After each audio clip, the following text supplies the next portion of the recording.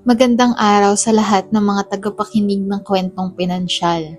Narito tayo para pakinggan at bigyang atensyon ang ating mga kaibigan na maaaring maging inspirasyon o aral para sa ating lahat. Magandang araw sa iyo, Ate Carol, at sa iyong mga tagapakinig. Uumpisahan ko ang aking kwento nung ako ay bata pa lang. Ako po ay isang dalaga at nasa mid-30s na. Itago mo na lang po ako sa pangalang Maria at tubong Davao. Pinalaki ako ng magulang ko ng maayos at mabuting bata.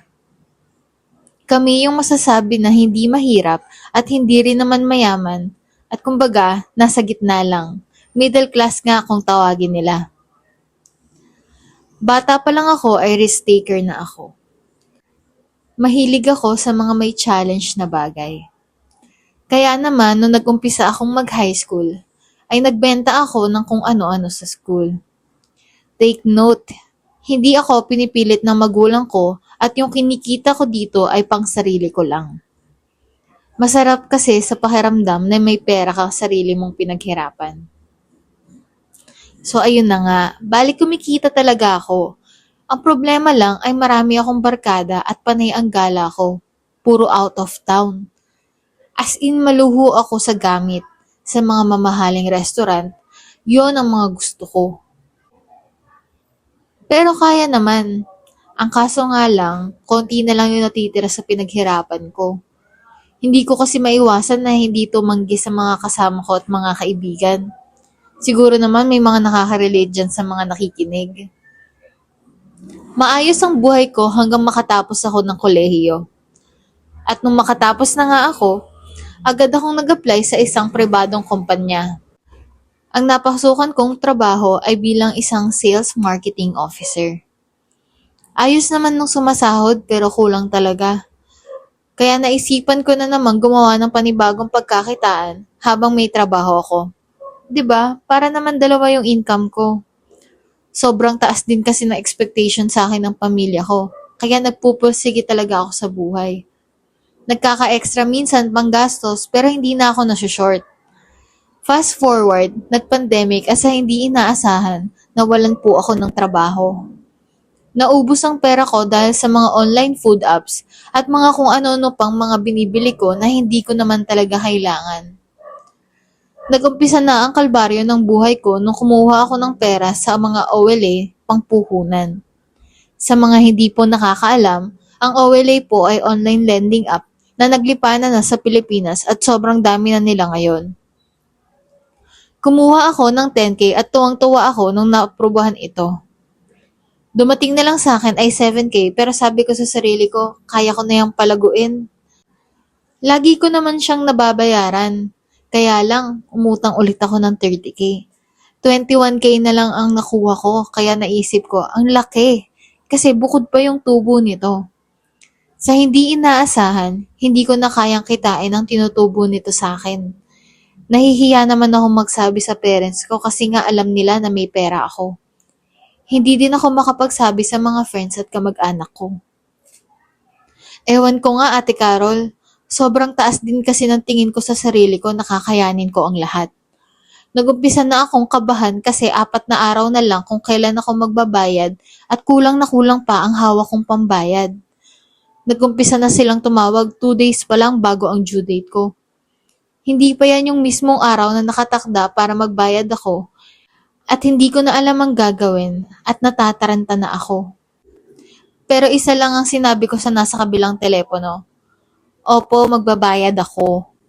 Medyo nagtaray pa nga ako kasi wala pa namang due date at naiinis ako kasi sobrang laki ng tubo. Pero mali ko po iyon. Kasi una pa lang may kontrata naman at yun ang naging agreement namin.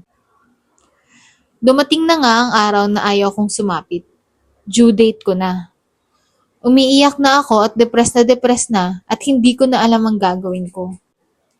Hanggang sa pagtumawag ang OLA na inutangan ko, iba ang kaba ko.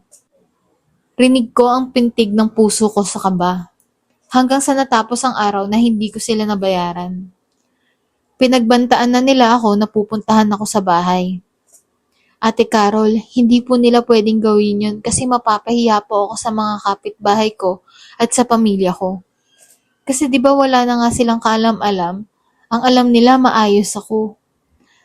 3 araw na akong overdue. Nag-umpisa na rin silang mag-comment sa mga post kong paninda sa Blue App. Nag-comment sila ng pakisagot po ng tawag. 3 account pa ang ginamit. Hanggang sa nag-deactivate na lang ako ng account. Sinagot ko na rin ang kanilang mga tawag. Halos magmakaawa ako sa kanila kasi pag hindi raw ako nakabayad ay ipopost nila ang mukha ko sa Blue App. Nagtanong ako sa kanila ng ibang paraan para makabayad. Kaya naman nag-offer sila ng sister company. Pwede daw akong i-refer. At ayun na nga, hanggang sa nagpatong-patong na rin ang utang ko hanggang sa ngayon. Hindi ko na po alam ang gagawin ko. May utang ako sa bangko na 250,000. Ang online lending app ko ay nasa 13 na po na apps. Umabot na ito sa halagang 200,000. May mga utang na rin ako sa mga pinsan ko at tiyahin ko. Almost 150,000 po. Sana ay mapayuhan niyo po ako at magsilbing aral din po ito sa inyo. Salamat po sa pagbasa sa aking kwento, Ate Carol. Alam mo, Maria, hindi solusyon ang pag-utang para makaahon sa isa pang utang. Magpapatong-patong lang ang interes nito. Alam ko po ang OLA na iyan. At marami po akong nababasa ng mga komento at reviews tungkol sa interest na kanilang ipinapatong sa customer nila. Hindi solusyon na sa kanila ka pa rin kumuha ng utang para ipambayad ulit sa utang mo sa kanila, 'di ba? Magpapatong-patong lang ang interest niyan, lalaki ng lalaki. Ang maganda mo sigurong gawin na paraan bilang ikaw naman ay risk taker ay humanap ka ng panibagong income, second income. Kung ikaw ay nakahanap na ng panibagong trabaho, pwede ka pang mag-sideline para kumita ka ng pera. Sa paraang ito, maaari mo simulang bayaran lahat ng mga naging utang mo, simulan mo sa mga malalaki ang interes at mga tumutubo sa araw-araw para naman yun agad ang una mong matanggal sa listahan mo. Isa ko pang mapapayo sa'yo ay do not live outside your means. Kung hindi kaya, wag na lang po. Wag nang bilhin, wag nang puntahan, at wag nang subukan. Maging leksyon ito para sa ating lahat para hindi po tayo mabaon sa utang. Lahat naman po ng pagsubok na binibigay sa atin ay kaya nating lampasan. Lakasan lang ang loob at magtiwala sa taas.